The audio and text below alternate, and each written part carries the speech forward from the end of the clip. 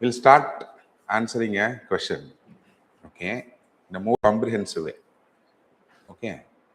So that this question alone, okay, contains 10 answers for 10 different questions inside, okay. So when you understand this concept or when you understand this question, okay, you can have the capability to write answers for 10 different questions, and it is a very important topic also. Okay, so what is this topic?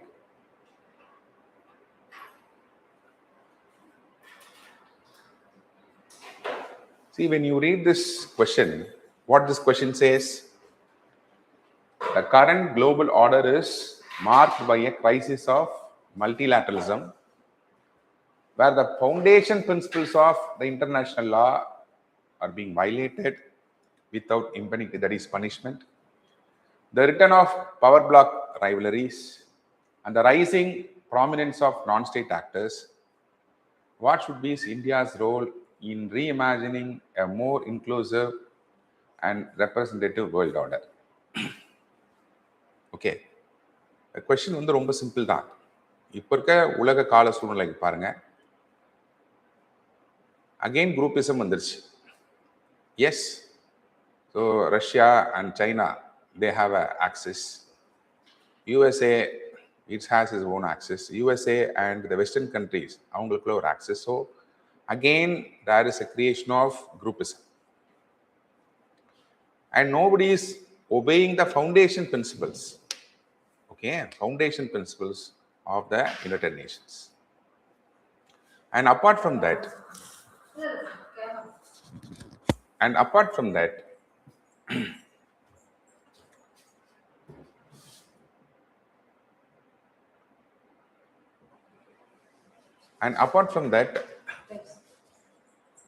you have proxy wars where the power blocks, they don't enter into direct confrontations.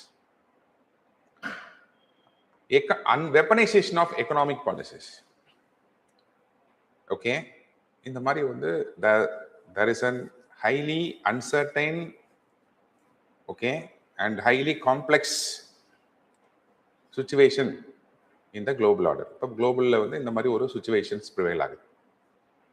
So you all know, in international politics, there is no one to control a country. Yeah. Yes. அப்போ வந்து பார்த்தீங்கன்னா every country in this world, they are taking their own decisions and they are not getting aligned or obeying to what the international constitutions obey பண்றது இல்லை. இந்த மாதிரி சுச்சுவேஷன்ல so what India should do, how India should forecast, that is a very, very important role. Because in 2008, India took one decision, ஒரு major decision எடுத்தாங்க. என்ன decision எடுத்தாங்க? We started aligning ourselves more inclined towards USA. USA கூட நம்ம ரொம்ப inclined போக ஆரம்பிச்சிட்டோம். The very important reason is USA is a democracy, India is a democracy, republic. Okay. So that is a doctrine-based association ஆயிடுது. Next, US can support India in leveraging itself towards having a self-sustained technology. ஒரு டெக்னாலஜியில் வந்து ஒரு self-sustained situations India போகணும்னா it needs the support of USA. For capital investment, it needs the support of USA. அப்போ என்ன பண்ணுறாங்க? So India started aligned itself with USA. அப்போ என்ன பண்ணுது இந்தியா சில sacrifices பண்ணு, சில compromises. It is not sacrifices, we can say that சில compromises எடுத்துக்கிட்டு. What is a compromise? We compromise the relationship of Iran. Iran எங்க இருக்கு அப்படின்னா, Iran is very close to India. It has one of the second largest oil reserve of the world. And the very important thing is, Iran started supplying oil to India in Indian rupee. You all know the impact of dollarization, the dominance of dollar in international trade, and how we got affected because of this dollar rupee appreciation. வந்து Indian economy எவ்வளோ affect ஆகுதுன்னு உங்களுக்கு தெரியும் இல்லையா? So in 2008 itself, அப்போ வந்து பார்த்தீங்கன்னா through the Asian Clearance Bank, Iran was supplying oil for Indian rupees. Bank of பரோடால கூட நம்ம என்ன பண்ணோம், டெபாசிட் பண்ணி டிரான்ஸ்ஃபர் பண்ணோம். Okay, and you all know this 80% India is deficit of another oil. So in that way, Iran is a very important strategic relationship for India. பார்த்தீங்க அப்படின்னா Iran Pakistan India case pipeline project ஒன்று plan பண்ணாங்க. Pakistan has agreed for it. But because of this intervention of USA and its lobbying team, that project was withdrawn. அது இருந்ததுன்னா இன்னைக்கு நமக்கு we will receive natural gas in a very, very cheap rate. Okay, fine. Coming to the point is, we sided with USA, we sided with Israel because we need technology, and India is frequently being a victim of terrorism. அப்போ இந்த growing terrorismல we need more updated technology. அப்போ வந்து India was impressed seeing the Iron Dome technology of what? Israel.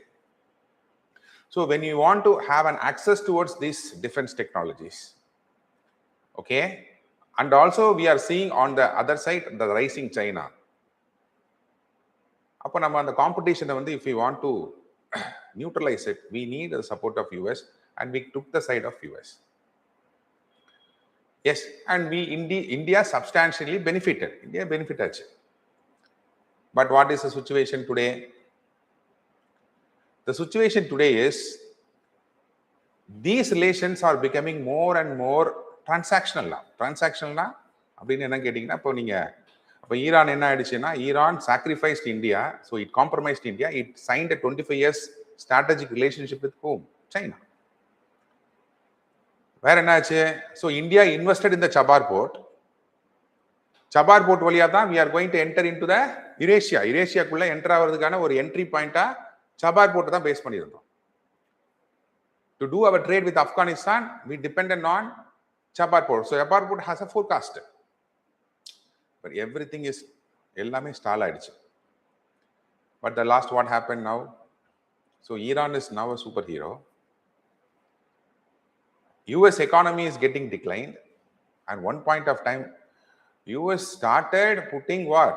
Tariffs on India. Yeah. அப்ப என்ன இருந்திருக்கலாம் US? India rather than sided with USA for benefits, அது என்ன வந்திருக்கலாம்? நம்ம ஒரு independent, or we can say that we could have taken what a strategic autonomy நம்ம அந்த decisions எடுத்துக்கலாம். Yes.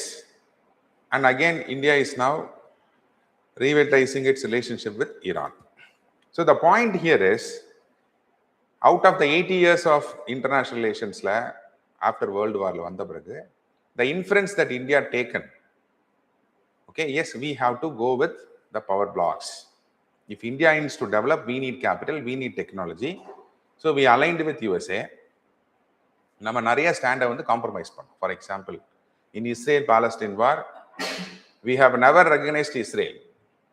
But one point of time, for access of technology, drip irrigation system, drones, இந்த மாதிரியான டெக்னாலஜிலாம் நம்ம வேணுன்றதுக்காக நம்ம என்ன பண்ணோம்? We recognized Israel. We started signing very good pacts and agreements with Israel. We said that Israel is my best friend. Yeah, Palestine is my like brother. அப்போ வந்து we compromise so much things. But what is today's need? Today's need, yes, whether you may be a rich country, whether you may be a poor country, you need to stand firmly with the ideology. Because military solution, military interventions alone is not going to give what? Solution for the international conflict. So, அப்ப நம்ம இதுல இருந்து நம்ம என்ன infer எடுத்துக்கிறோம்? We predicted this world is going to be a unipolar. We predicted, yes, so US கூட நம்ம இருக்கக்கூடிய relationship will be a doctrine based relationship. Yeah, so since we both are democratic country, but US is becoming more and more. Not only US, every power block is becoming more and more transactional. Transactionna for the time being என்ன வேணுமோ அதுக்காக தான் use பண்ற மாதிரி ஒரு transaction relationship இருக்கு. Yes. So in this situation எதுக்கு இது சொல்றேன்னா, India has at imagination, India planned a strategy, yes, but still we have lot of lessons, yes or not, to be learned. அப்போ in international relations, so what is the hope, what is the imagination of future India is very important. அந்த இமேஜினேஷனை எப்படி நீங்க வந்து எடுப்பீங்க, how you derive that this is the pathway of India, இந்தியாவுடைய pathway இதுதான் அப்படின்றத நம்ம எப்படி டிசைட் பண்ண போறோம். Okay, so when you have that complete knowledge of it, okay, you can attend any questions in IR. Okay, so what we are going to see in the today's topic is, so we are going to take a tour.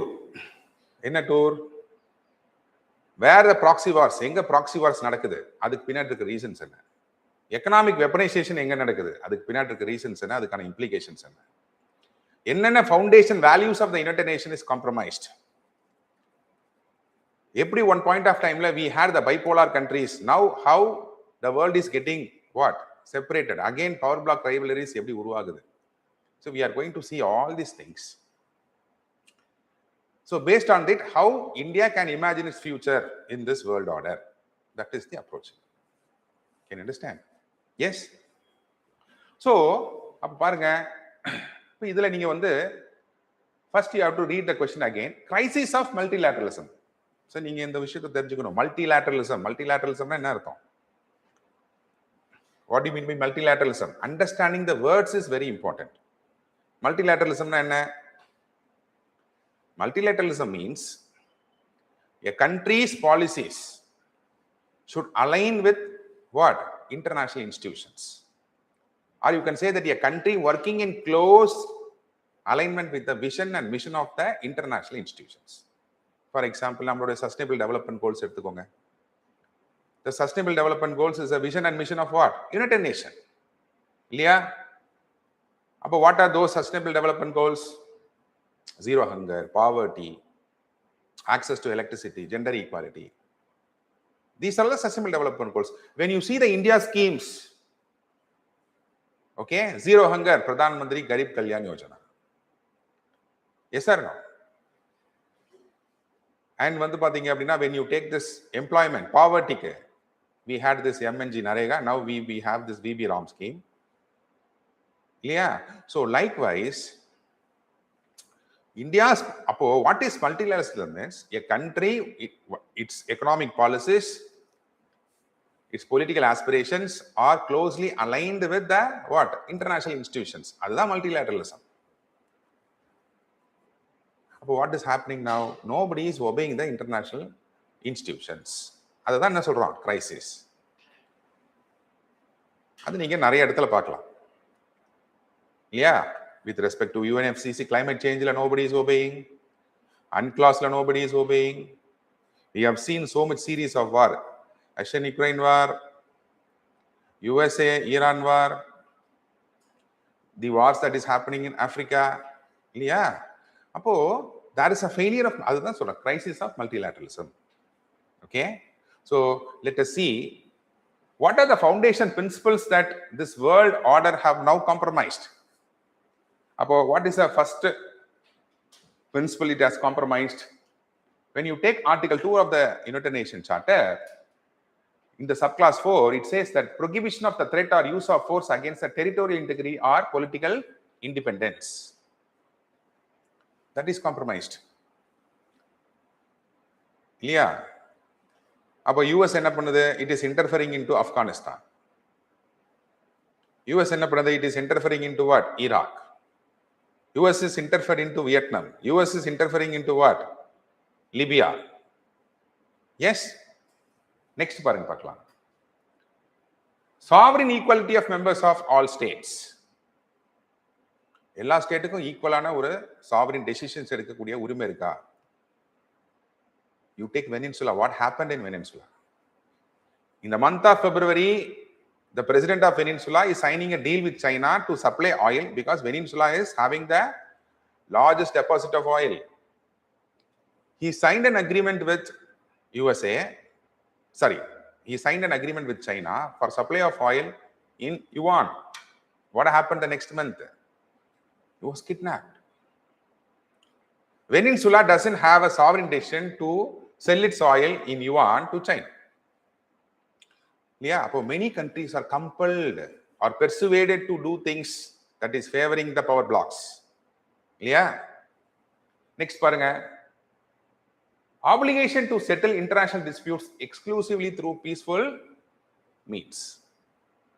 Why we had United Nations? United Nations எதுக்காக? பேச்சுவார்த்தையின் மூலமாக. Yes, political solutions can attain only through negotiation. Political solutions can be attained only through consciousness, compromises. A weapon, a military intervention cannot be a political solution. Yeah. When you see these foundation principles, these are all what? Compromised. When these principles are routinely broken without enforcement or accountability by the United Nations, the global order transition from a rule-based system to an unrestricted power-based system. Yeah, unrestricted. Nobody is there to control the countries, to say what is right and what is wrong. அதுக்காக ஒரு institution இப்போ இல்லாம போயிடுச்சு. So this was a situation prevailing today. You have to consider this situation now. Yes, India can simply write a letter to WTO regarding its issues of tariff attacks by the developed countries. But what is the use without having a judge for a dispute settlement body like judge? What is the use? Yeah. So India has to take that situation in what? In mind. When you want to imagine a future, you can no more imagine that these institutions will support India's issue. Yes or no? Yes. So that is what this point illustrates. And when you take this, the breakdown of the prohibition of force of article. So, Article 2, subclass 4, what it says, so these are all the examples. In examples, the ongoing military campaign in Ukraine represents a direct violation of Article 2, subclass 4. An invasion targeting the sovereign state recognized borders directly undermines the core principle of what? Territorial integrity. This is very, very important principle. ஒரு நாட்டினுடைய எல்லையில் நாங்கள் அத்துமீறி நுழைய மாட்டோம். ஒரு நாடு இன்னொரு நாட்டுடைய எல்லைக்குள்ள என்ன போகாது? செல்லாது. அதுதான் territorial sovereignty.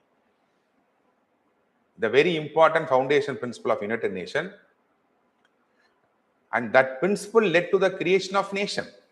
நேஷன் என்ன அர்த்தம்? ஒரு நாடு என்ற ஒரு ஸ்டேட் ஆர்கனைசேஷன் உருவாவதற்கு முக்கியமான காரணம் என்னது?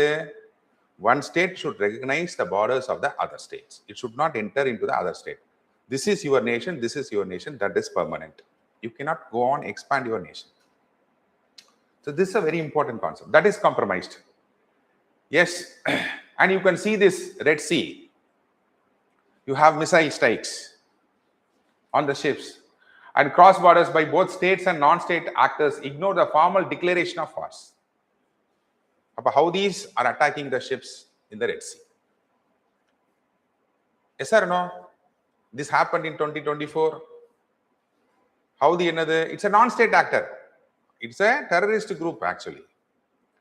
You may say that revolutionary terrorist group. Can you understand? But it is a non-state actor, but it decides which ship has to go through what? Red Sea. அதோட இன்ஃப்ளூயன்சஸ்லாம் அதிகமாயிடுச்சு.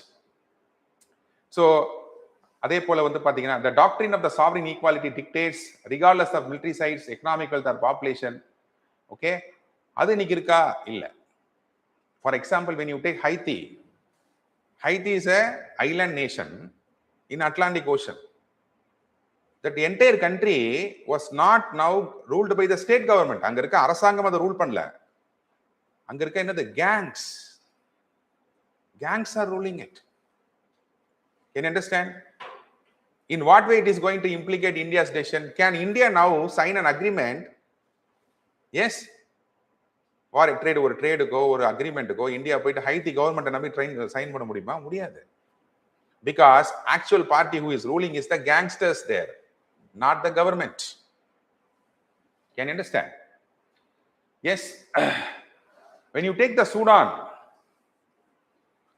is known for its gold deposits, its minerals. Yeah. You have the Sudan Armed Force and the RSF. What happens? These power blocks, in order to exploit these minerals, in the minerals அவங்க exploit பண்ணணும், சூடானுடைய natural resources exploit பண்ணணும்ன்றதுக்காக என்ன பண்றாங்க? They are supplying weapons. எல்லா missiles, weapons, arms, guns எல்லாமே RSFக்கு ஒன்னு supply பண்ணுது. SAFக்கு ஒரு nation என்ன பண்ணுது? சப்ளை பண்ணுது. The power block doesn't have an intention to stop the war. The war நிப்பாட்டணும்னு என்ன பண்ணல? These power blocks or this world countries is not has an intention to stop the war. Okay? Yes. Worsened by the external proxy intervention and supply violation and foreign interference, stripping the Sudanese population of the sovereign right to self-determination. But what this United Nations has to do? The United Nations immediately has to intervene into Sudan. It has to stop the civil war. It would ensure that the people's government is going or there or not. அதுதான sovereign state மாத்துறதுக்கு அத United Nations தான் எடுத்துக்கா இல்ல. And as I told you, in Haiti, the government is dictated by the gangsters. So the small states across active conflict zones are increasingly subjected to extraterrestrial strikes, economic blockades, political dictates, proving that the sovereign equality is ignored when large powers or proxy actors pursue the strategic dominance. Can you understand? Yes. When you go to the next, the next important foundation principle of United Nations is peaceful dispute resolution. Okay? It may be whether in Gaza. Yes, காசால பாத்தீங்கன்னா ஒரு piece committee form ஆகி அந்த போரை நிப்பாட்டுறதுக்கு எவ்வளவு கஷ்டப்பட வேண்டியதாயிடுச்சு. You take the case in Lebanon. Lebanon பாத்தீங்கன்னா லெபனான்ல you have a state and within the state you have another state. என்னது? ஹிஸ்புல்லா இல்லையா? அப்போ ஸ்டேட் வித்தின் த ஸ்டேட் அங்க இருக்கு. ஓகே, அப்போ if you want to take a decision, அப்போ government of India ரெண்டு பேர்த்திட்ட பேசணும். யார்கிட்ட பேசணும்? It has to talk with the government of Lebanon and also it has to talk with the Hezbollah group. அப்போதான் agreement can be established. Yes or no? Yes. அப்போ பாருங்க பார்க்கலாம்.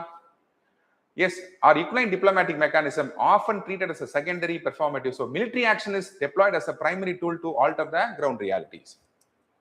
அப்போ இந்த மாதிரி situations இருக்கும்போது always they see the military intervention as what? A permanent solution அப்படின்னு நினைக்கிறாங்க. That is not. அப்போ what is a permanent political solution? The permanent political solution is what? It is through peace talks. It is through negotiation, consensus, compromise. இதுதான் என்னது? A permanent political solution. அப்போ United Nations is successful in doing that. அதை implement பண்ணி success பண்ண முடியுதா? No. So there is no peace resolution that is going to happen. Yes. Yes or no? So these are the things. If for example, India இதை எப்படி learn பண்ணிக்கலாம்? For example, you take what happens in Pakistan. Why India and Pakistan relationship is in vain? Number one, Pakistan has a very poor democracy. Yes, that Pakistan government is dominated by the military officials. Yes or no? And within Pakistan, you have so many non-state actors. Terrorism is a very important power center of Pakistan. Yes or no? Yes. Now, when there is no proper democratic government in Pakistan, when vital decisions of Pakistan economy and political situation is determined by the military leaders, when you have so much of non-state actors dominating there in Pakistan, how India can hope for a peaceful negotiation? Peaceful negotiation நோக்கி நம்ம போக முடியுமா? ஒரு peace talks மூலமா ஒரு சொல்யூஷனை கொண்டு வர முடியுமா? The probability is very less. Anyway, We have to try to communicate with all these people because we need peace. But the point is, situation is now changed. That India has to understand. Simply talking with, we cannot say that Pakistan in India is fighting since because of the intention of the people. The people doesn't have an intention to fight with India. Yes, அப்போ அங்க யார் இன்டென்ஷனவா இருக்கா? military leaders, non-state actors, weak democratic government. இதெல்லாம் தான் India Pakistan problem solve ஆகாம இருக்கிறதுக்கான primary காசஸா இருக்கு. அப்ப அதனால இந்தியா என்ன நினைச்சது? block the Indus river. Blood and water cannot flow together. Yes, அப்போ India has to take the inferences இல்ல. ஓகே, அப்ப பாருங்க பார்க்கலாம். So because of this, நம்ம நேத்து நம்ம ரொம்ப டீடைலா பார்த்தோம். என்ன பார்த்தோம்? The paralysis of the permanent members. So they use the veto sheets. Yeah. So from these things, you can come to a conclusion that there is a failure of what? The foundation principles of what? United Nations. So now, if India has to think about a future foreign policy, yes, India may have a hope. India ஒரு நம்பிக்கை இருக்கலாம். We have to reform United Nations. By reforming United Nations, we can create an equitable world order. By creating an equitable, international institutions, we can create a rule-based world order, and India can have a hope. But in reality, we should have what? Other plans also, yes or no? So this is the first inference. Yes? And what is the second understanding? The second case study is the external interventions. Ilya, what is external interventions? So Iraq was invaded by USA. Why? Because Iraq president was a dictator, Saddam Hussein. He is having nuclear fissile materials vechirukkaru. Yes, okay, fine. As an agent of democracy, an angel of democracy, US entered into Iraq. But what happened? When the contemporary government was replaced, was eradicated, or when it is defeated by US intervention, who is going to replace Iraq? Yes or no? That is a very important point. Yes or no? For example, when you have the Afghanistan enna aachu? US was there for 20 years. And US was trying to construct a democratic government enga? Afghanistan la. So democracy nadanduchi, election nadanduchi, even India built the parliament for Afghanistan. But finally, who took over? The Taliban. The Taliban is a non-state actor. A terrorist group took over what? A country. Yes? Appo, when you see this, the external military interventions cannot export democracy. Democracy வந்து அந்த இருக்கிற கண்ட்ரியில இருக்கிற people தான் என்ன பண்ணணும்? They have to work. India இந்த lesson எங்க use பண்ணிச்சு தெரியுமா? Where India can use this lesson to handle Myanmar. India cannot isolate itself from Myanmar because I am a democratic country, you are a dictatorship, so all the relationships are cut hereafter. அப்படின்னு இருந்துச்சு. In 1968, in 1970, India took that stand. But later decided, we cannot export democracy to Myanmar. Myanmar is a different country, I am a different country. In what way I have to limit my relationship? In what way Myanmar is going to be useful for India? And you can say that what way our national interest coincides with the national interest of what? Myanmar. So based on national interest only, India has to establish a relationship with the country. You cannot imagine yourself, நீ போயிட்டு ஒரு unless otherwise the people demands, the government demands, okay, நீ போயிட்டு you cannot export democracy. That is a lesson that India learned, and India changed its stand with what? Myanmar. India is ready to talk with the Myanmar, the Janta government now, or the ethnic violence group. I am ready to talk with any people, okay, who is in the government position, who represent the state. Yes? அப்போ பாருங்க பார்ப்போம். அப்போ what is the greatest lesson? That nobody can export democracy. Yes. அப்போ rather than producing a stable democracy, it ignited sectarian civil war. So in all the அப்போ எங்கெங்கெல்லாம் Iraq போயிட்டு என்ன டெமோக்ரஸியை கொடுப்பேன்னு ஐ மீன் யூஎஸ் போயிட்டு என்ன டெமோக்ரஸியை டெலிவரி பண்ண போறேன்னு வார் பண்ணாங்களோ in all those countries after the end of the war it is was not replaced by stable democracy. அங்க என்ன வந்துருச்சு? சிவில் வார் சுச்சுவேஷன் வந்துருச்சு. That happened in Libya when Gaddafi was overthrown. Yes, and Libya is now become a country of what? Human trafficking, armed proliferation. Okay. Appo what is to understand is external military intervention cannot export democracy to a country. Yes. அடுத்தது என்ன பாருங்க பாப்போம். As I said, in Myanmar. Yes. In military junta, they suspend the democratic constitution under the pretext of restoring the public order. Yes, அங்க என்ன ஆச்சு? Rather than the internal security, what happened? So insurgency groups வந்துருச்சு, they started waging war. Okay, அதே மாதிரி பாருங்க பார்க்கலாம். In African countries also, yes, wherever this kind of war happened, in the name of replacing the dictatorship, it is replaced only by the insurgent groups. Okay, so இதனால என்ன ஆகுது அப்படின்னு கேட்டா, you have an extremist risk.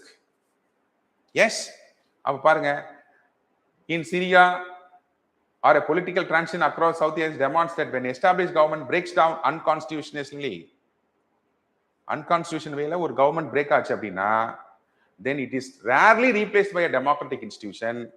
It is mostly occupied by whom? Armed, radical, non-state actors. Yes, so this is a அப்போ நம்மளை சுத்தி இது நடக்குது. இப்போ we have seen how the United Nations foundation principles is not working out, and now we have seen so much of case studies around the states where the external military interventions have failed to establish a good democratic government once the war is over. Rather than these countries were dominated by what? Well-armed, radical, non-state actors. இந்த மாதிரி ஒரு situations இருக்கு. So now India has to take this under what? In mind. Next பாருங்க பாப்போம். The modern warfare is replaced by what? Proxy wars. So when you take this Russian-Ukraine war, it is not the Ukraine is fighting against Russia. It is not this Ukraine bleeding what? The military troops of Russia. The entire West countries. They support billions and billions of dollars. They support what? With missiles. They support with weapons. You may see that it is the Ukraine that is fighting, but actually it is a fight between Russia and the entire Western countries. That is a proxy war. இப்போ இந்த மாதிரி proxy warல என்ன பிரச்சனை வரும் சொல்லுங்க பார்க்கலாம். When these kind of proxy wars happens, there will be no scope for what? Peaceful negotiation. Peaceful negotiation varadu. You understand? Yes. When you see this proxy wars that is happening in Ukraine, or you can say that the Iran backing the Houthis and Hezbollah, when Iran backing the Houthis, yes, and Israel backed the Hamas. You may say that now Hamas and Israel are fighting, but once upon a time, Hamas was a terrorist group that was funded, supported, and trained by Israel to fight against the pro-democratic leader Yasser Arafat of Israel. இப்போ ஒரு பாயிண்ட்ல என்ன ஆயிடுச்சு? Hamas turned against what? Israel. அப்போ proxy wars எங்க கொண்டு போகுது? Proxy wars is complicating the issues. Issues complicate பண்ணுது. அப்போ என்ன ஆகுது? The global order is becoming more and more uncertain, complex, and another insecure. Can you understand? இப்போ நம்ம ஒரு கப்பல் ரெட் சி வழியா போகுது அப்படின்னா, can you imagine that? Yes, other than cyclone, nobody is going to attack my ship னு உங்களால நினைக்க முடியுமா? இல்லையே. அப்ப என்ன பண்ணுது? We have to work on our naval force. Yes or no? அப்போ இன்சூரன்ஸ் அதிகமாகுது அந்த ரூட் வழியா போறதுக்கு. அப்போ இந்தியாவுடைய இம்போர்ட் ப்ராப்ளம் என்ன ஆகுது? இம்போர்ட் பில் அதிகமாகுது. கரண்ட் டோக்கன் டெபிசிட் என்ன ஆகுது? அதிகமாகுது. Yes or no? நெக்ஸ்ட் பாருங்க. This is very, very important. The dominance of the non-state actors, a state within the state, and expanding transnational terrorism. What do you mean by transnational terrorism? For example, when you take ISIS, terrorism na enna artham?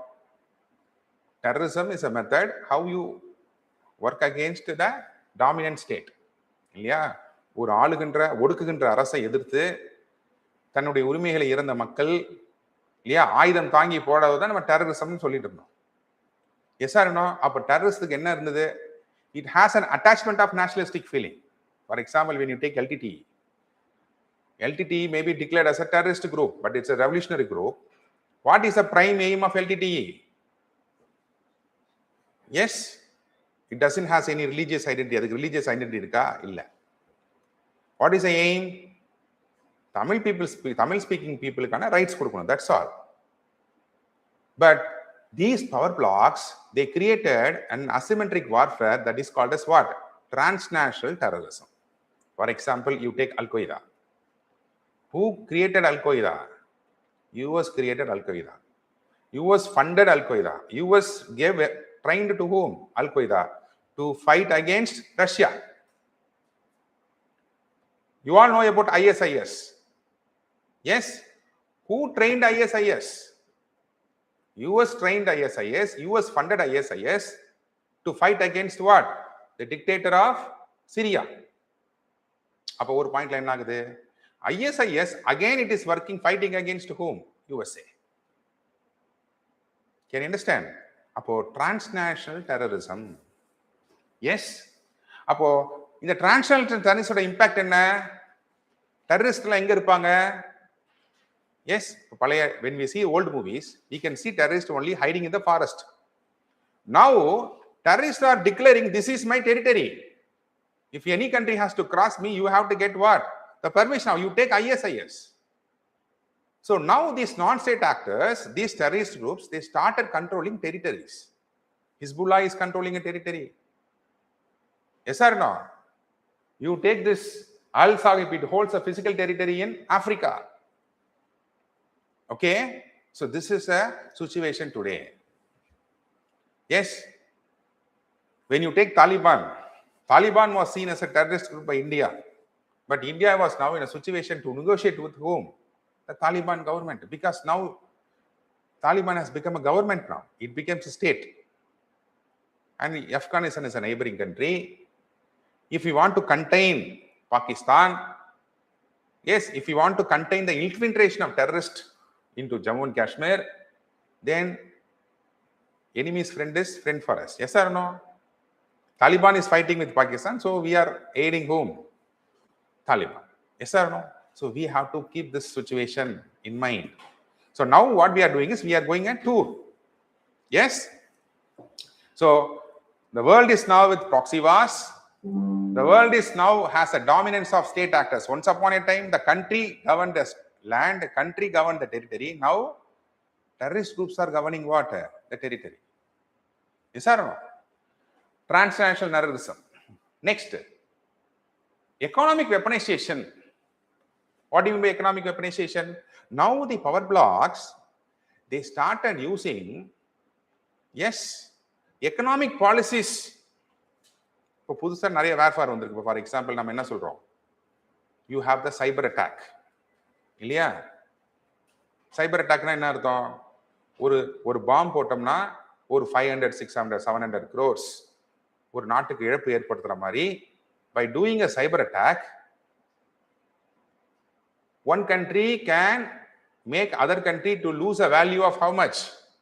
1000, 2000 crores-க்கான நஷ்டத்தை வந்து உருவாக்க முடியும். Yes or no? Cyber attack. அதே போல் அப்போ என்ன ஆகுது? Cyber attack is now taken as a weapon. அதே போல in order to persuade the countries, நான் சொல்றது கேளு, அப்ப பவர் பிளாக்ஸ் என்ன பண்றாங்க? they are using this economic policy as a weapon. India don't buy oil from whom? Russia சொன்னது India கேட்கல. உடனே என்ன பண்ணாங்க? Microsoft was a very important stakeholder of this Nagar. You know this oil petrol bank நீங்க பார்த்திருப்பீங்க. அதுல வந்து பாத்தீங்கன்னா very important stack holders Microsoft. Immediately Microsoft has disturbed this company and immediately started the Niagara உடைய ஷேர்ஸ்லாம் fall ஆக ஆரம்பிச்சிருச்சு. இல்லையா? It started disturbing. அப்போ என்ன பண்றாங்கன்னா, once upon a time US எப்படி இன்னொரு கண்ட்ரியை மிரட்டுச்சு? Using real weapons. இப்போ யூஎஸ் வந்து என்ன பண்ணுது? How it is compelling a country to obey to its will? By using economic policies as a weapon. இல்லையா? அப்போ நம்ம என்ன பண்ணியிருக்கணும்? Now we should, அப்போ அதை கவுண்டர் பண்றதுக்கு நம்ம என்ன பண்ணி, we should always have another diversified resources. We should have another highly diversified another approach இருக்கணும். There is a need for multi-alignment. Hereafter we cannot depend on one power block. ஒரு power பிளாக்கை நம்பி இருக்க முடியாது. Because the lesson we are taking is what? Weaponization of economic policy. For example, you take the Western countries and America has sanctioned Russia. Economic sanctions. அதனால என்ன ஆச்சு? In the international oil market, the cost of oil increase ஆச்சு. You all know this. Russia is the largest supplier of என்னது? Fertilizer. அப்ப என்ன ஆகுது? ஃபெர்டிலைசரோட cost என்ன ஆகுது? இன்க்ரீஸ் ஆகுது. இந்தியா வந்து மேபி என்ன பண்ணலாம்? we may able to, அப்ப நான் லாஸ்ட் கிளாஸ்ல சொன்னேன், we spent 2 lakh rupees, 2 lakh crores நம்ம என்ன பண்ணோம்? We spent the extra because of this recognition. Imagine you put Africa. When urea doesn't goes to Africa, food production என்ன ஆகும்? கம்மியாகும். ஃபுட் ப்ரொடக்ஷன் கம்மியாகும் போது அங்க என்ன வரும்? ஃபுட் ஸ்கேர்சிட்டி வரும். Yes or no? அப்போ when you take last year, many African countries, they suffered from the hunger. என்ன காரணம் அப்படின்னா, the failure of agriculture production. ஏன் agriculture production ஆகலைன்னா, fertilizers இல்ல. ஏன் fertilizers இல்ல? Because of the sanction of Russia. அப்போ now economic policies is seen as a weapon against other countries. Yes or no? பாருங்க. The unilateral Western sanctions. Unilateral என்ன அர்த்தம்? அவர் இஷ்டத்துக்கு செய்யறது. Unilateral means I take my decision for my own benefits. I never bother about anybody. Distort the international market and directly imposing severe food, fuel, fertilizer and financial crisis on what? The developing nations. Yes, this is a very important problem. அப்போ what this demand? அப்போ what this situation? By understanding the situation, what India should do? அப்போ India என்ன மாதிரியான foreign பாலிசிக்கு importance கொடுக்கும்? we will more concentrate on what? Global South countries. ஏன் global South countries நம்ம concentrate பண்றோம்? By collaborating with the global countries, we can break this kind of unilateral sanctions. அப்படிதானே? அப்போ from this thing, what India can understand is, yes, we should work so well with G77 countries. Global South is a very important political group. Why? To handle these kind of unilateral sanctions. அப்ப இந்த unilateral sanction நீங்க எப்படி வந்து control பண்ண முடியும்? By working in the United Nations. அப்ப United Nations நீங்க என்ன ஒர்க் பண்ண முடியும்? By collaborating with this global South countries, by creating a majority of opinion there, நம்ம என்ன பண்ணணும்? We have to create an equitable world order. அப்போ இதுல இருந்து நம்ம என்ன தெரிஞ்சுக்கிறோம்னா, எஸ், அப்போ the dominant global power groups prioritizes ideological supremacy on battlefield over improving the human living standards. So they need their benefits. They don't have human centric what? Vision. இல்லையா? ஐயோ இந்த மாதிரி ஒரு சாங்ஷனை கொடுக்குறோமே. ஓகே, ஃபார் எக்ஸாம்பிள் இது நீங்க எப்படி பார்க்கலாம்னா, when Biden was the president, அப்பயும் Russian Ukraine வார் நடந்தது. Biden said to India, அப்போ பிடன் வந்து பிரசிடென்ட் ஆஃப் யூஎஸ், பிடன் வந்து எந்த கண்ட்ரியை எந்த பார்ட்டியை சேர்ந்தவர்? Democratic party. அவர் என்ன சொன்னாரு? India, you buy oil with Russia. ஏன்னா when you come to the international market, there will be more demand for what? Oil.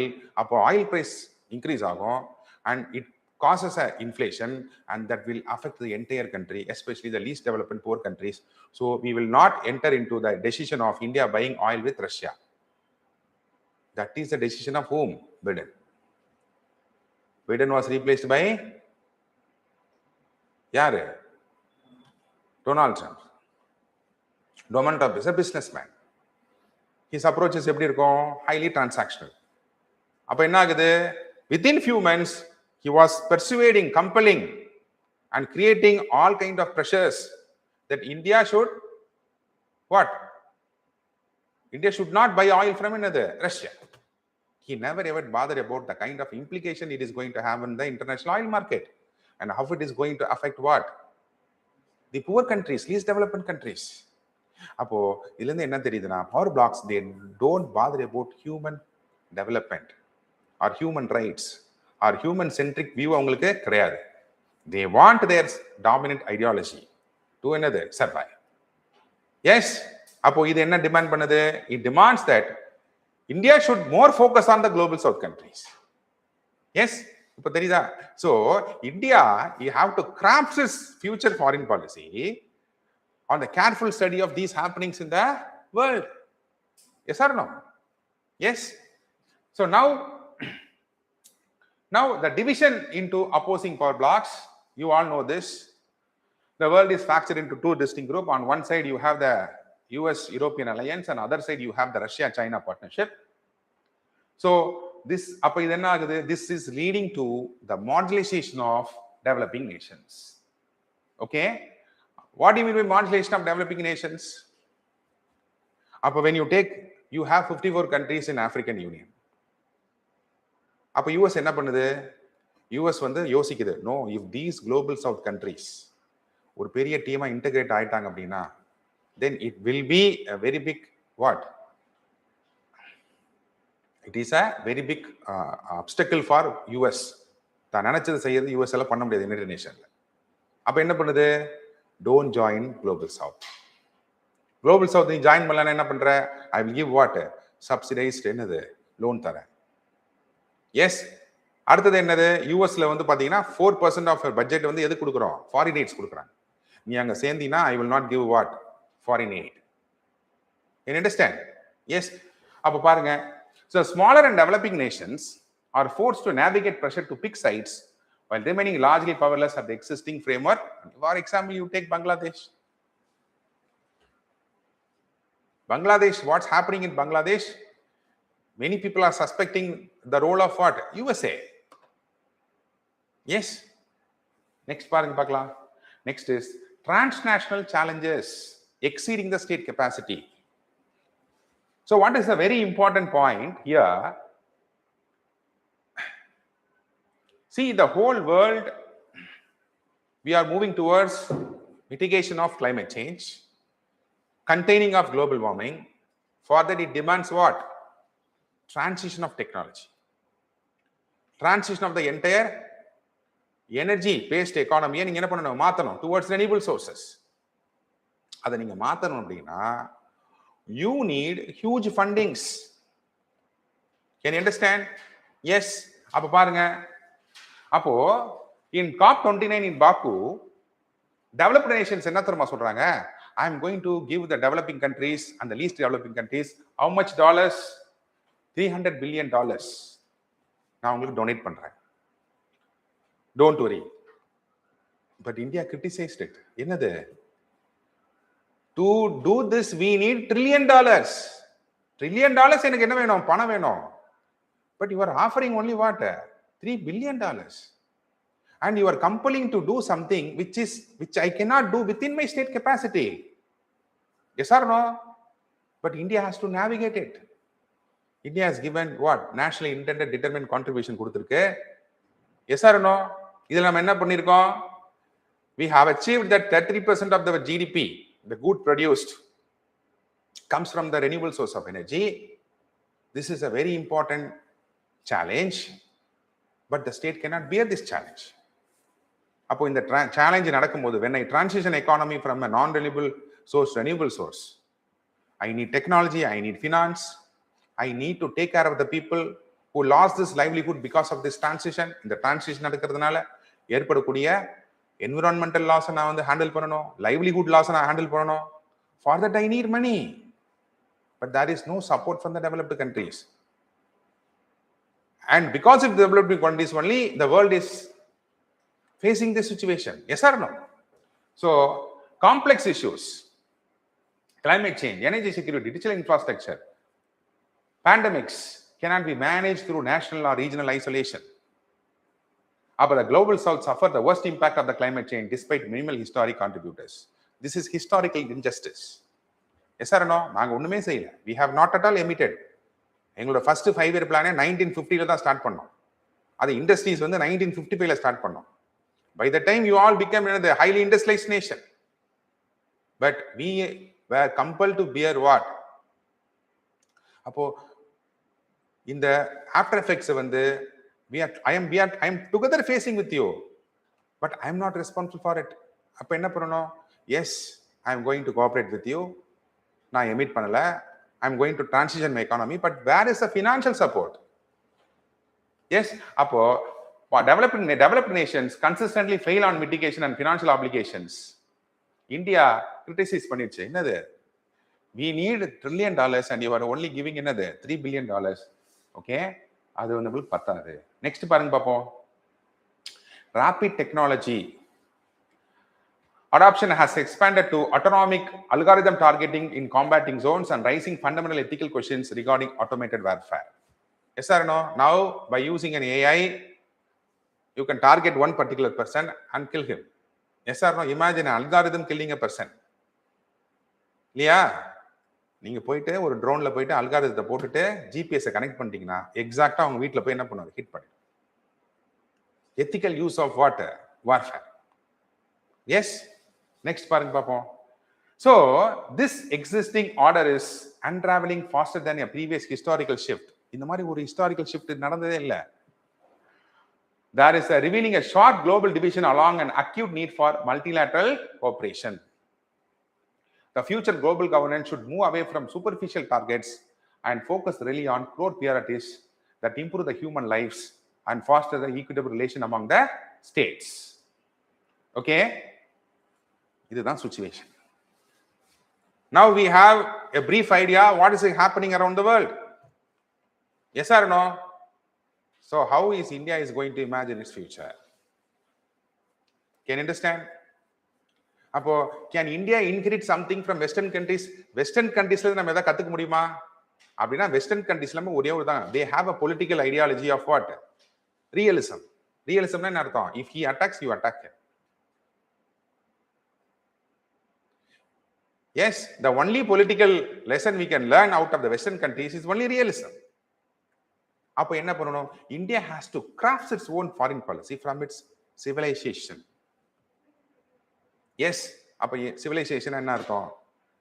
When you take historians like Lomira Thapar, she says that there exists a proto-globalization in India. India is a proto-globalist world, like Mussoorie. அப்படின்னா என்ன அர்த்தம்? We had interactions of civilization 1000-2000 years before. That is our civilization value. Can you understand? அப்ப பாத்தீங்க அப்படின்னா there was a competition in 1890s. Okay? And what is that competition is? That competition is all about drawing the map of what? India. இந்தியாவோட மேப்பை வந்து நீங்க draw பண்ணுங்க அப்படின்னு சொல்லி 1890sல வந்து வெஸ்டர்ன் கண்ட்ரில பாத்தீங்கன்னா you had a competition. So அந்த காம்படிஷன்ல வந்து பாத்தீங்கன்னா that particular person who won the first prize, he drawn India starting from where? Starting from Iran, ending to Asian countries. ஈரான்ல ஸ்டார்ட் பண்ணி ஏஷியன் கண்ட்ரில போய் முடியுது. எப்போ? that is a very very important. அப்போ என்ன ஆகுது அப்படின்னா once upon a time India was not defined by its boundaries. Yes or no? அப்போ இந்தியா எப்படி டிஃபைன் பண்ணிருக்கு? அப்போ India was defined by its thought process. அப்போ அங்க இருக்கிற மக்களும் நம்ம என்ன பண்ணோம்? இந்தியன் என்ன பண்ணோம்? ஃபீல் பண்ணாங்க. Yes or no? Yes. So who published that map is Alvin J. Johnson. அவர் தான் என்ன பண்றாரு? அந்த மேப்பை பப்ளிஷ் பண்றாரு in 1867ல அட்லஸ். you know அட்லஸ், அந்த அட்லஸ்ல. அப்போ what we have to infer out of this is India's civilizational sphere of influence was built on soft power. Soft power என்ன அர்த்தம்? Soft power means how Indian people is connected with the other people. Yes. அப்போ the entire South Asia, Southeast Asia It was called as a Farther India. In India, Farther India. FARTHER, Farther India. Okay. How this soft power was established? The soft power was established through the Silk Road, the maritime Silk Road. This soft power was established by the philosophical diffusion. இந்தியாவில் இருக்கக்கூடிய philosophy இல்லையா, தத்துவங்கள் என்ன ஆகுது, பிற நாடுகளுக்கு போயிருக்கு. For example, you take Buddhism. The entire southeast country என்னவா இருக்கு? Buddhist country. So this is a very important asset that India has to feel. அப்போ இந்தியா எதில் நம்ம we have to work, focus more on is, if we want to get connected with the world people, if we want to get connected with what? The world countries, you have to focus on the soft power. Yes, and this soft power is not a new invention. Yes, India had this asset for 3,000 years before itself. Can you understand? Yes. அப்ப பாருங்க பார்க்கலாம். So India doesn't want to relate on Western realism. Western realism na enna artham? Western realism means, if you are going to give a peace talk, I will peace talk. If you are going to wage a war, I am going to wage a war. But India has a greater vision. Yes or no? அதுதான் என்ன சொல்றோம்? Vasudeva குடும்பகம். We see whole world as another family. That is the very important implication of using soft power. Yes. அப்போ this is what Swami Vivekananda is saying. Conquer the world by Indian thoughts. Don't conquer the world by weapons. Conquer the world by what? Indian thoughts. Yes, not by, you should not conquer the world pure by another hard power dominance. Hard power dominance enna pannadinga? Conquer pannadinga. Yes. So this is a very important historic realization that India has to implement in today's world. Yes. Next பாருங்க பார்க்கலாம். அப்போ India, to handle this situation, we have our own assets. நம்மளோட own history, own philosophy எடுத்துக்கலாம். For example, you take Kautilya's Arthashastra. அப்ப Kautilya's Arthashastra என்ன சொல்லுது? Peace, war and neutrality and what? Dual policy. இது ரெண்டுமே செய்யணும். Can you understand? Yes. அப்போ when you take India's contemporary multi-alignment, we simultaneously work very closely with Quad group. Yes or no? For example, you have this interesting thing. 1 week before, India will be doing a military exercise as a part of the Shanghai Cooperation in Vladivostok in Russia. The next week, the same Indian Air Force will do an Air Force exercise with USA. Can you understand? Yes. So, multi-alignment. We associate with BRICS. We join hands with China. Why? To demand the climate rights, to demand the loss and damages rights, to demand our rights in the WTO. Yes or no? At the same time, if you want to counter the assertiveness of China in the Indian Ocean, you join with whom? Quad. Yes. This is the Davai Baya Baiwa. Can you understand? Davai di Bawa. So engaging adversaries and partners based on calculated national interest rather than rigid what? Ideological loyalty. அப்படின்னா என்ன அர்த்தம்? See, when India got independence, Vijayalakshmi Pandit went to United Nations. And the whole countries, okay, the whole power block, the bipolar country, the USSR and led group and USA led group, they were very eager to say, see, where India is going to join. Vijayalakshmi Pandit ma'am said that India people are poor. We need development. We need economic prosperity. India cannot eat ideology. Yes or no? What is the use of eating ideology? Can we eat ideology? So India decided that I am not going to join with this group. I am not going to join this group. I am going to remain neutral. non-alignment. Yes or no? Yes. So where we derive this stand, we derive this stand on the practical needs of Indian people, not getting ourselves loyal to another one particular idea. No, I am a capitalistic country. No, I am a socialistic country. Yes, no, we are a great Viswas of USSR. No, we are a great Viswas of whom? USA. We don't have that kind of ideological loyalty. Can you understand? Yes. So this is the Davaidi Bhava and engaging adversaries and partners based on calculated national risk rather than rigid ideological loyalty. Next is the Mandala theory. What is Mandala theory? See, you have to go for alliances where you have a geographical connector. Yes, you take BIMSTEC, Bay of Bengal initiative. What connects all this country? The geography of another, Bay of Bengal. Alliances power beyond immediate perimeter. The logic manifest today is act as policy. Next is, apart from, so this is with respect to what? The Kautilya's Arthasastra, where sometimes we use peace talks, sometimes we give another retaliation to the, when you take war is, it is not India is waging war against country. It is a retaliation, Operation Sindoor. Can you understand? And we maintain neutrality. What do you mean maintain neutrality? When there is a vote in United Nations, we won't take stand. We simply abstain from another voting. That is a neutrality stand. Can you understand? This is dual policy. Dual policy means I am not with this group. I am not with this group. I will be both for friend for both the groups. So where this philosophical insight is taken, we are not going to inherit it from the Western philosophers. In India itself, we have this what? This kind of philosophical directions for India's foreign policy. Next is, in Kamandaka's Nitishara focus on political preservation through economic strength, alliance stability and intelligence. What it says is, it highlights that the state survival depends on internal resilience before external projection. இப்போ நம்ம என்ன policy நோக்கி போறோம்? In economy, our economy is more about Atmanirbhar. Yes.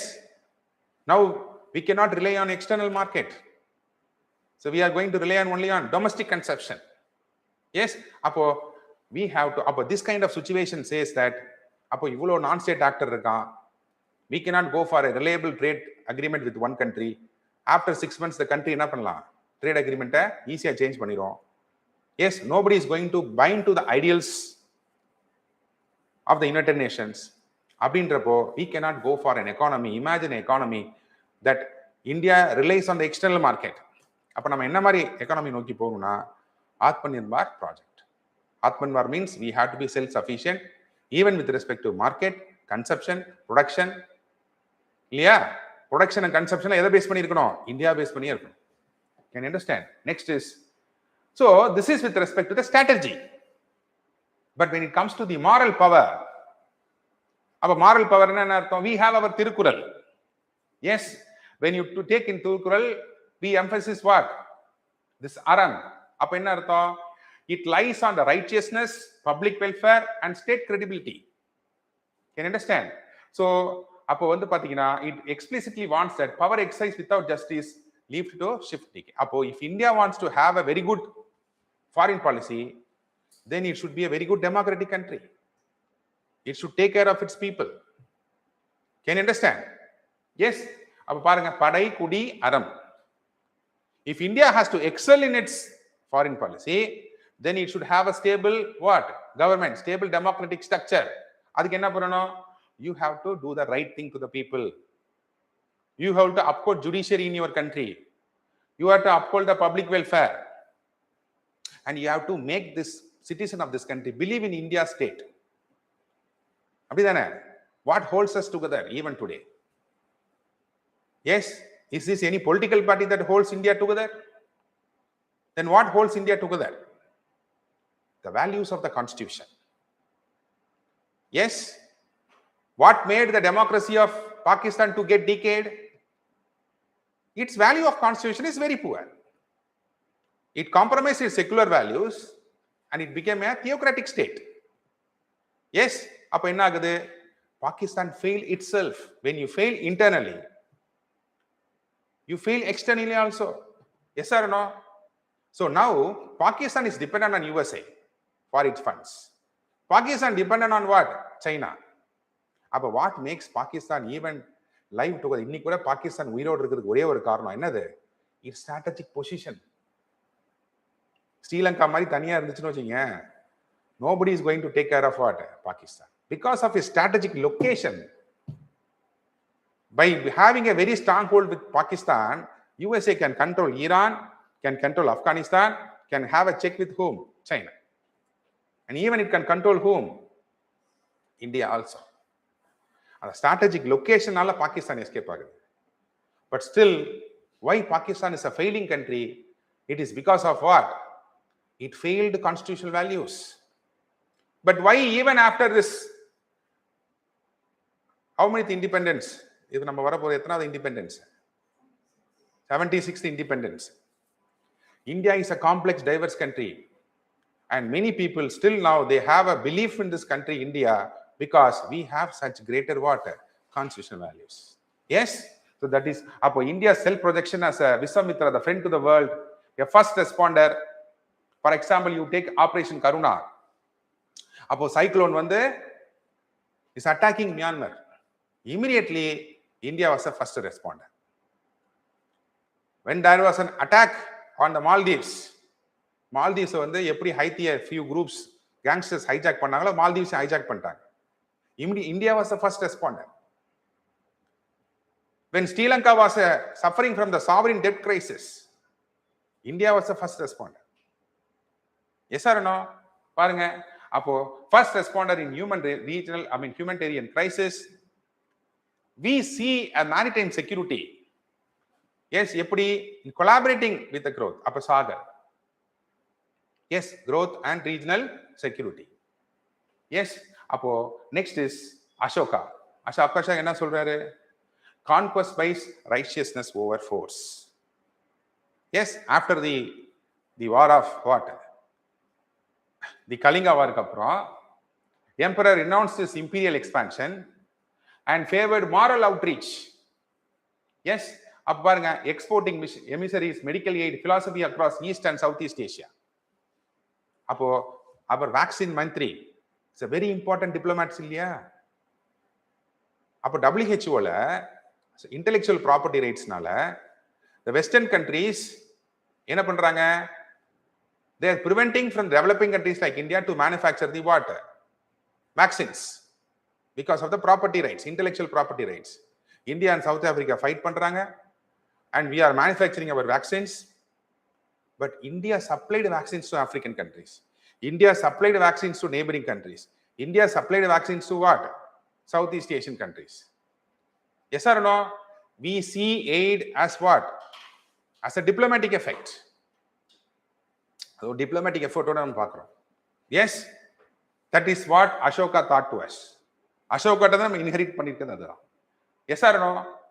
And when it comes to African countries, we have created a forum where we share our experience of development. இப்போ நம்ம digital infrastructure என்ன பண்றோம்? எல்லா countries நம்ம என்ன பண்றோம்? Share பண்றோம். Can you understand?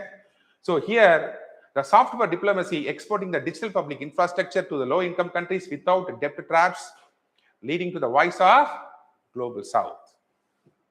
Yes? அப்போ உங்களுக்கு இப்போ இருக்கிற சுச்சுவேஷன்ல how we are going to imagine a future for Indiaன்றதுக்கு ஒரு ஐடியா இருக்கு. Yes or no? Yes. Next பாருங்க, காந்தி சத்தியாகிரகா. அப்போ Gandhi converted the spiritual concept of truth and non-violence into a political tool. Okay, an active political tool that disarmed a military empire by climbing a moral high grounds. Appo what we take is, we always insist on dialogue and diplomacy. We never believe in what? Military solutions. Okay, so India has to still uphold it. Okay, so today is an era, is not an era of war. It draws directly from the refusal to accept violence as a primary tool to resolve political disputes. Yes? Next, parang papam. So we have the greatest Panchashil policy. Yes? So when you take India and China,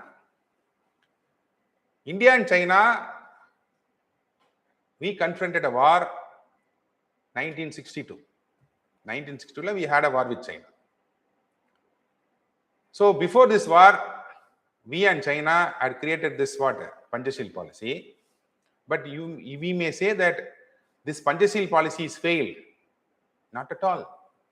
How can you say that, sir? After 1962 war with China, we didn't have a war with China yet. China war. Yes or no? But when you compare Pakistan, we have done more than 8 to 9 wars. The Galwal Mali kuda eppa vanduchuna after the Quad formation varumbodhu dhaan. After USA started engaging with India through Quad, appada Galwan Valley la vandu border dispute, and that dispute is not a new dispute. Who laid the foundation for this dispute? It is not India, it is the British people. Ava map tappa kuduthu poitan. So the confrontation on the boundaries between India and China, it is not because of this intention of India, but it is a dispute that is created by the colonial rulers. Yes, our Panchashil policy is a very important principle. The mutual respect for sovereignty, non-aggression, non-interference, equality, and peaceful coexistence. Yes or no? Where you borrow this? We borrow most of our this kind of high-end diplomacy and we borrow from Buddhism. Yes, how India is able to stand with this diverse country, highly diverse country number. Yes or no? We have 1,600 languages as mother tongue. Yes, we have 7 major religions, all the 7 major religions. Hinduism, Buddhism, Jainism, Sikhism, Christianity, Islam, Zoroastrianism. We have all major religions of the world. Yes or no? But what holds India together? Tell me. It is a tolerance. The tolerance towards other culture. The tolerance of an Indian towards another, an opposite culture, an opposite religion. Who built this tolerance? Ashoka built this tolerance. Buddhism built this tolerance. Ashoka rock edicts, when you see the rock edicts, what it says, Sarnath Pillar, you have to respect other religion as your own religion. That was the saying of whom? Ashoka. Tolerance, religious tolerance. Yes. So when you take this Panchashil policy, so we have the Panchashil policy as a foundation vocabulary India uses to criticize neo-colonial practices. Unilateral sanctions and external regime change operations in the global south. Okay. Next, paranga. How can India actively shape this unraveling world order? அப்போ என்ன பண்ணுது? Strategic autonomy. So what is strategic autonomy? It's a very, very important political tool of India. Yes, which is very unique to India. Appo this political tool is working so well even in this complex situations, international political order situation la, it is so taking another so well. So what is strategic autonomy? It is a simple understanding. I will take decisions what is good for my country, what is needed for my country. I am least bothered about the other countries. Of course, I will register my voice against what? Wherever there is human right violation, India will never hesitate to register its opposition. Yeah. In 1944,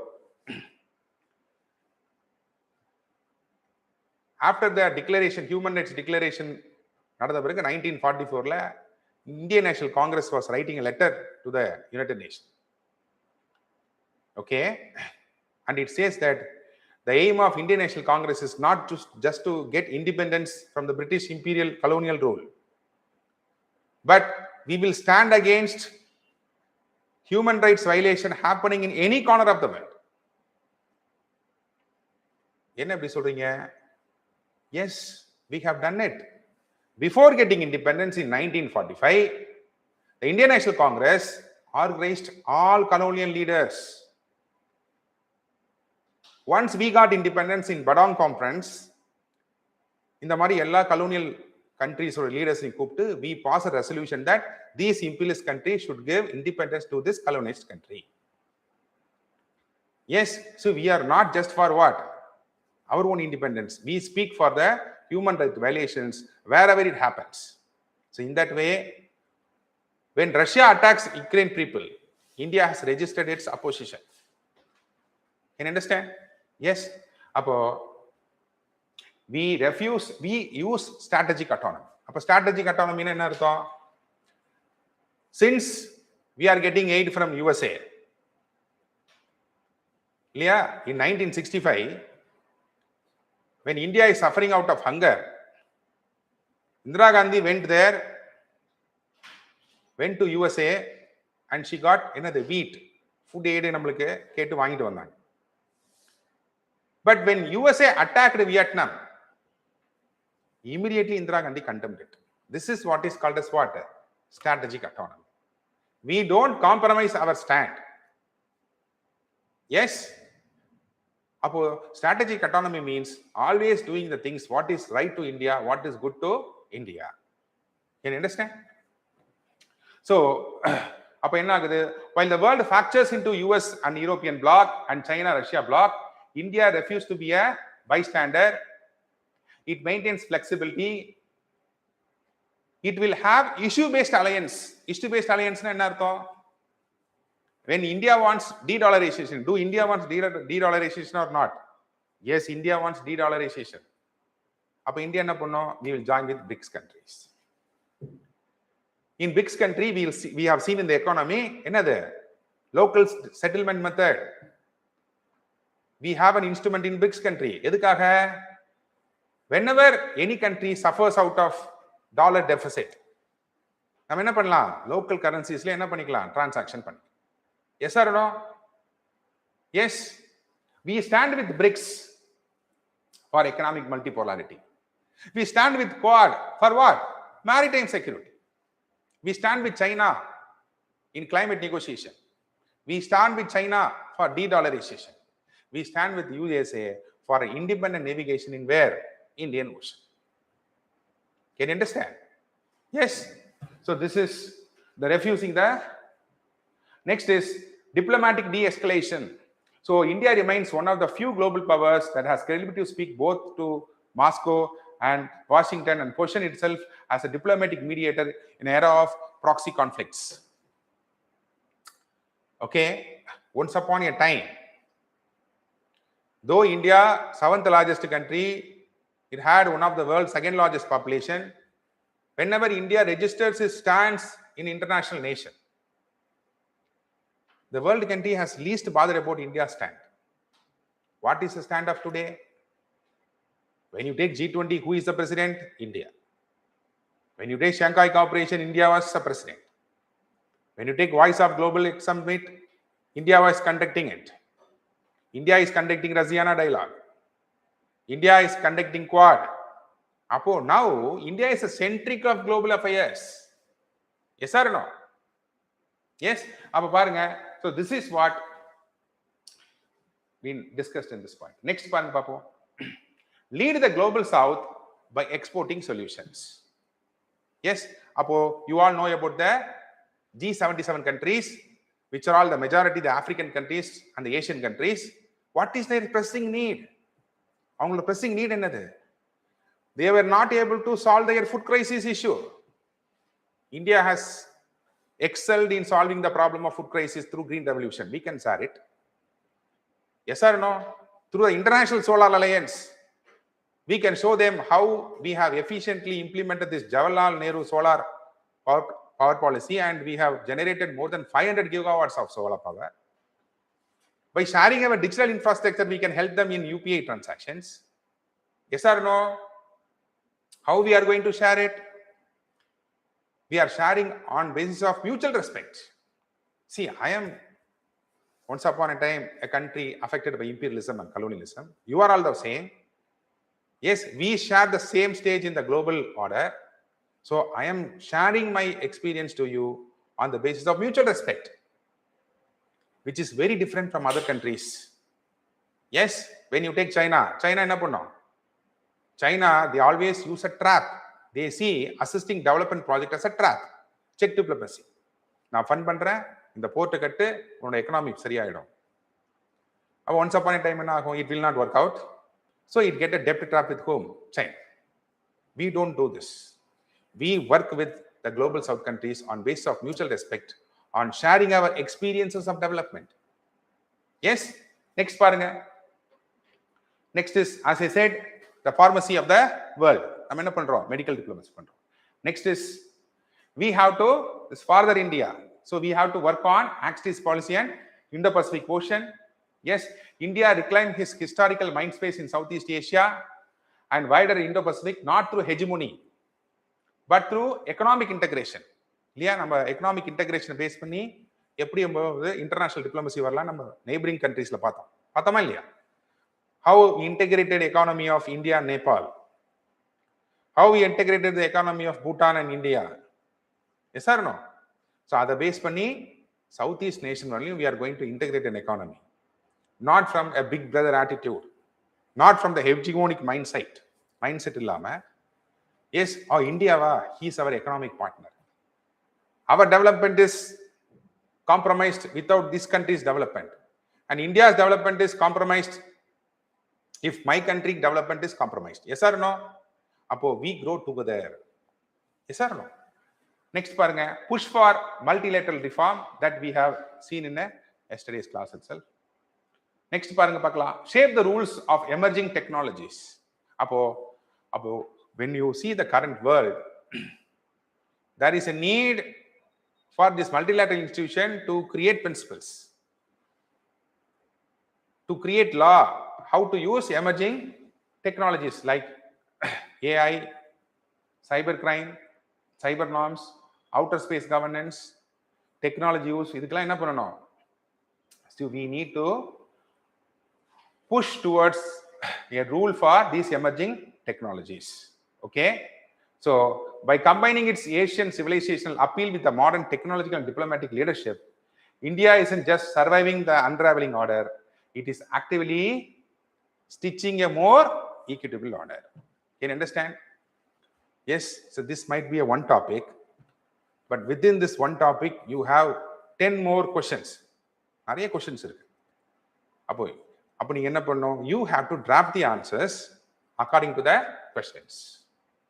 Can you understand? Yes? Do you have any doubts? Okay. So now let us discuss one of the last topic in this global international, that is with respect to the India's efforts to contain terrorism.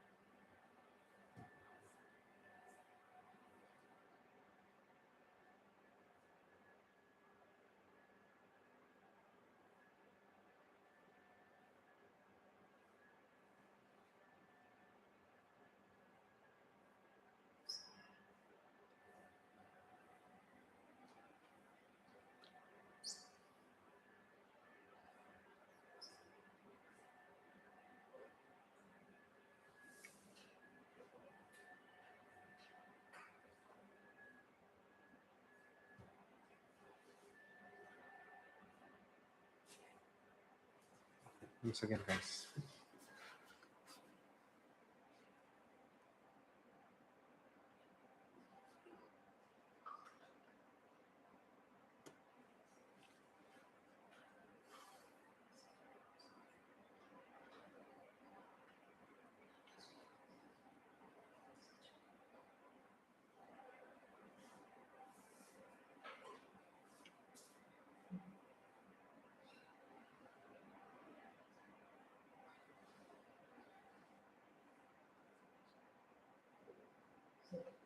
Once again.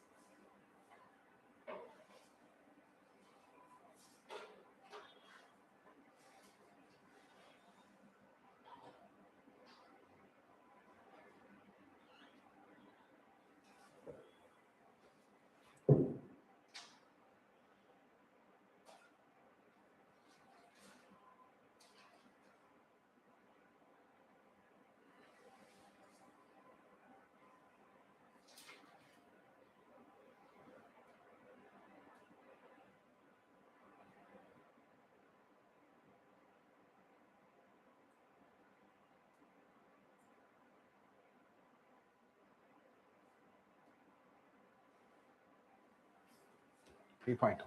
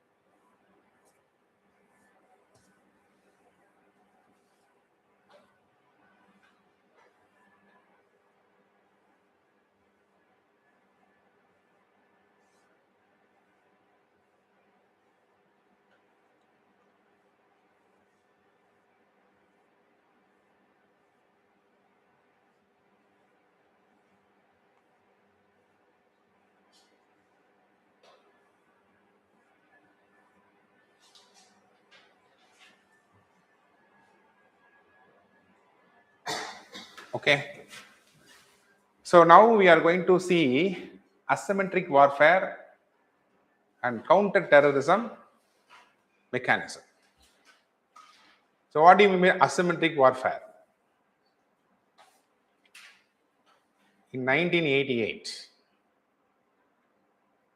okay, along the Indo-Pak border, some around 1.5 lakh Pakistan troops were deployed. And again, Indian troops also what? Deployed. India deployed more than 2 lakh army there. They brought their tanks, we brought their tanks. It is called as Operation Buster. But what happened? Did war happen?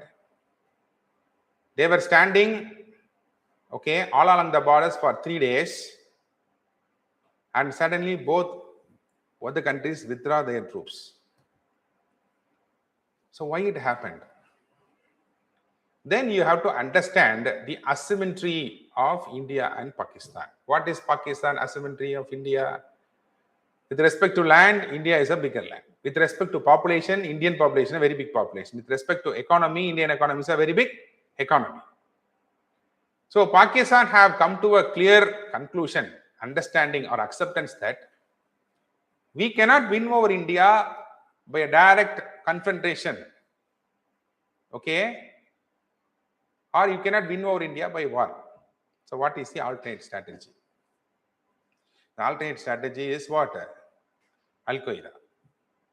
Sorry, alternate strategy is creation of terrorist organization. Luxury Toiba, Jaish-e-Mohammed. This is what is called as asymmetric warfare. I am not going to attack the country directly as a state-to-state what? War. Pakistan is a state government. India is a state government. Yes, both the state is not going to fight. Instead, I am going to create so much of non-state actors where they are going to create problem in India. Can you understand? Yes. So, asymmetric warfare and counter-terrorism mechanism. Yes.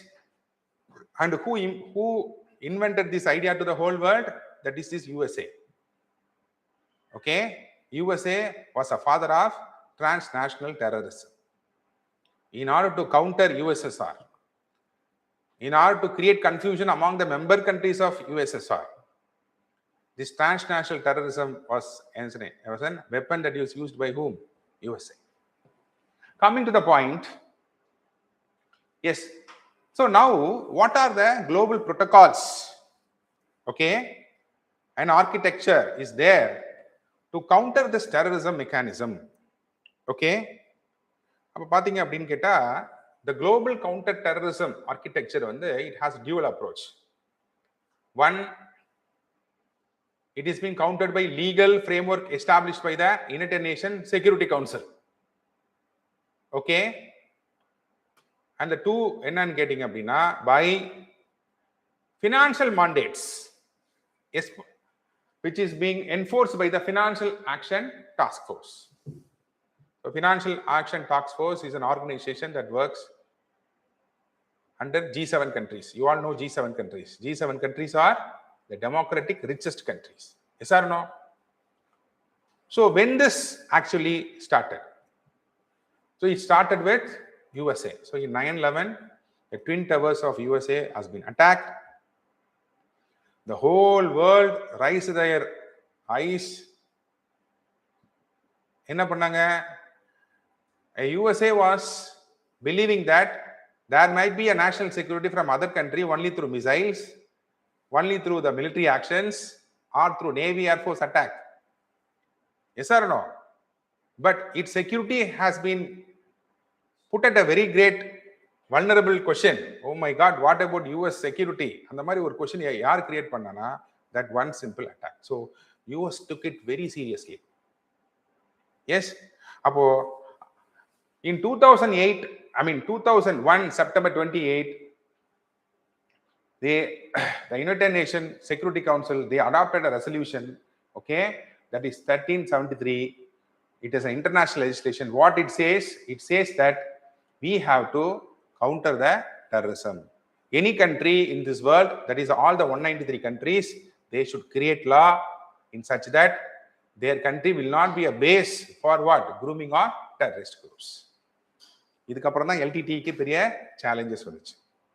After this resolution was passed in United Nations Security Council, many of the assets of the LTTE organization has been freezed in Europe. So இதுக்கப்புறம் தான் the LTTE decline ஆரம்பிச்சது. LTTE is not a terrorist organization. It doesn't have a religious appeal to the world. It doesn't have a linguistic appeal to the world. Yes or no? It speaks for the rights of their own Tamil people. Okay, but anyway, coming to the point is, why LTTE declined? Because all its assets, networks has been legally sanctioned by this resolution. Okay, so the mandate requires the member state to criminalize the willful provision or collection of funds by the terrorist act and freeze their financial assets involved in terrorism without delay and deny safe haven to terrorists and establish robust domestic cross-border intelligence sharing network. So I am going to share all the intelligence with respect to the terrorism attack on your country, and you are going to share. Okay, in that way, we and Bangladesh become an inevitable partner. In that way, Myanmar is very much needed for India. Why? To counter the insurgency operation. Yes or no? So we are going to share the network. And we have this enforcement organ. What is that enforcement organ? United Nations Counter-Terrorism Committee. Okay? So it was supported by the Counter-Terrorism Executive Directorate. They conduct country-led assessment. In assessment, whether you have any structural gaps. Structural gaps, legal gaps, proper don't you have a proper police team? Yes or no? And facilitate targeted international technical assistance. Okay?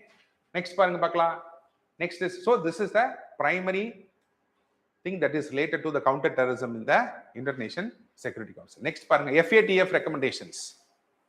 So FATF is an intergovernmental body that was established by the G7 countries. So so they have a clean watch on whether finance is going to terrorism. Okay, anti-money laundering and countering finance for terrorism. So either monitor pandratha financial task force very important work. So other base money they have some 40 recommendations. Okay, so they go for another rigorous evaluations and assess. Okay, in the Mariana money poguda illaya. Next paranga. They have two standards. What is the standard? One is the blacklist. Other one is what? Grey list. Grey list is here they imposed on countries with strategic deficiency. It means Pakistan always says that I am not supporting what? Terrorism. We are not nurturing what? Terrorism in our soil. But it is often grey listed. Why? Because the Pakistan parliament has not taken enough laws, or you can say that the Pakistan state government has not dedicated in eradicating what? Terrorism. Yes or no? So when they have deficiencies in their money laundering act or any kind of legal process, they are declared as what? Grey list countries. Or when they support other countries. For example, Iran supports Houthi. Yes or no? They are blacklisted. North Korea, Myanmar. Okay, they are blacklisted from the international financial systems. Okay. Next, next is the technological challenge to counter terrorism financing. What is the emerging challenges? Once upon a time, money goes in the name of printed notes in terms of gold biscuits. And now money is transferred how? By stable coins. Yes or no? Cryptocurrencies. But cryptocurrencies transactions without the monitoring or without the purview of the state government. In India, we have the National Financial Intelligence Unit headed by an IRS. Financial Intelligence Unit, they look for money laundering, supporting terrorism. Drugs-based transaction using cryptocurrencies based money. Okay, so this is an emerging challenge. Yes, so they have adapted these transnational terror groups. They have rapidly adapted the financing methods to exploit the emerging digital tools. What are those tools? Stable coin and other wallets. Okay, decentralized crowdfunding and encrypted ecosystem. That is another challenge. So modern terror financing relies on decentralized online monetization network. By combining global crowdfunding platforms, they receive money. Okay. So next is idukana policy response. This policy response was established under the Delhi Declaration, but this policy was a non-binding guideline policy. In the policy, it is to mitigate all the risk-based legal frameworks that target emerging technologies without limiting what? Financial inclusion. All countries, the digital institutions, companies, you should have a strong legal network. But at the same time, in the digitalization, ordinary citizen empower. So you should have this balance. Okay, so that is what about the Delhi Declaration. Okay, அதே போல பாத்தீங்க அப்படின்னா last class நம்ம discuss பண்ண மாதிரி இந்த மாதிரியான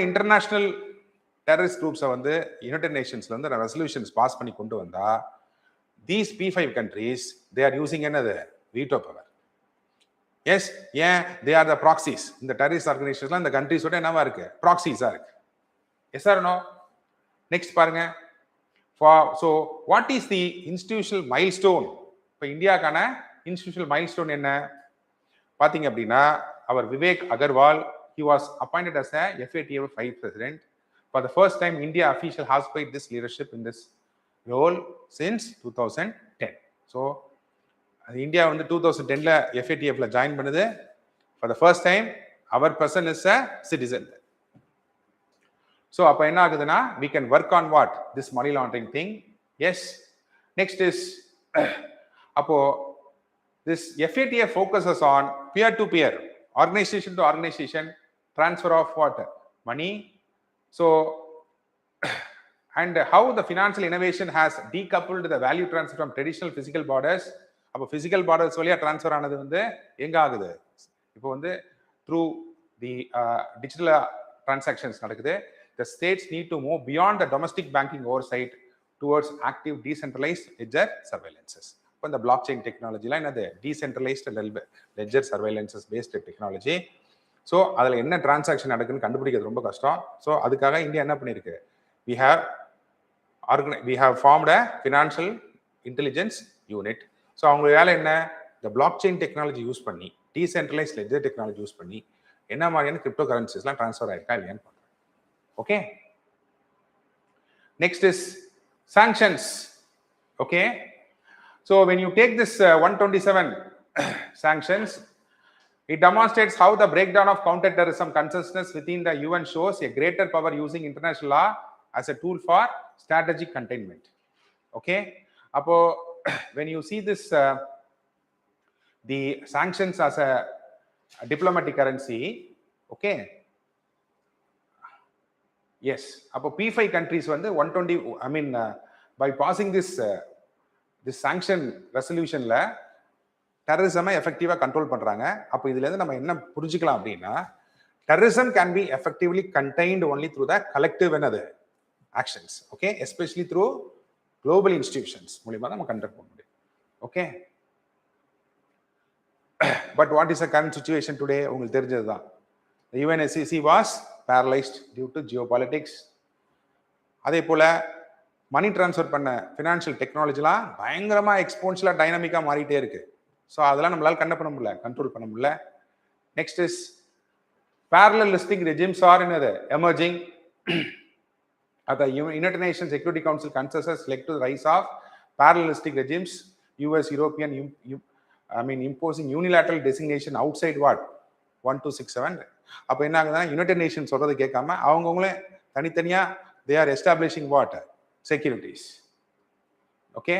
So what India has to, how India has to see this FATF vice presidency அப்படின்னு பார்த்தா, yes, we can play a central role in shaping this anti money laundering.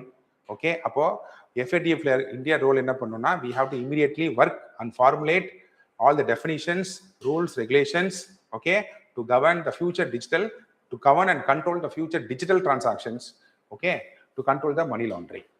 Okay. So இதுக்கான framework எங்க இருக்கு? டெல்லியில. Okay.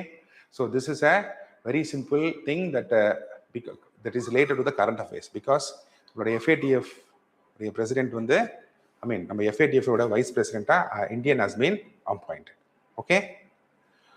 So guys, we'll stop with this today. Okay. We'll see in the next class. Okay.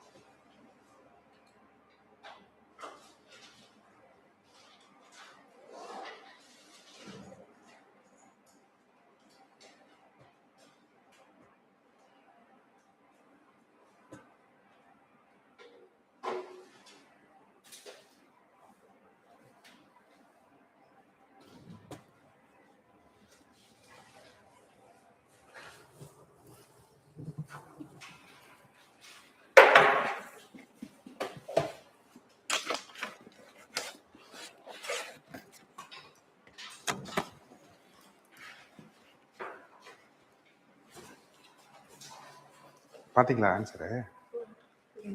Economics பார்த்தீங்களா? Test paper.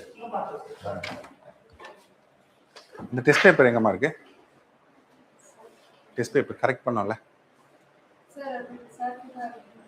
அப்படியா? இதுவா?